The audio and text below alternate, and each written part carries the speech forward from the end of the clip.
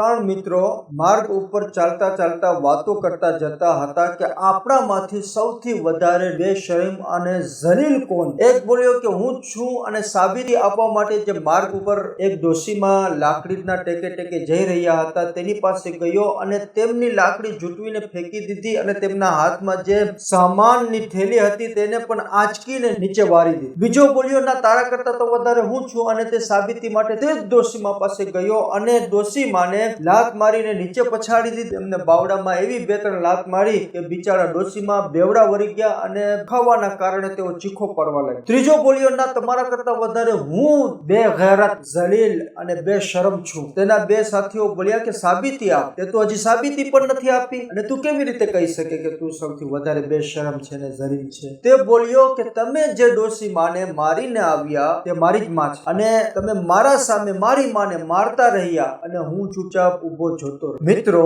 આમાં જે ડોશીમા છે તે ફિલિસ્તીન, અને જે પહેલો મિત્ર છે તે ઈસાઈ છે, બીજો મિત્ર છે તે યહૂદી છે, અને ત્રીજો મિત્ર કોણ છે? કોમેન્ટમાં કરીને બતાવો.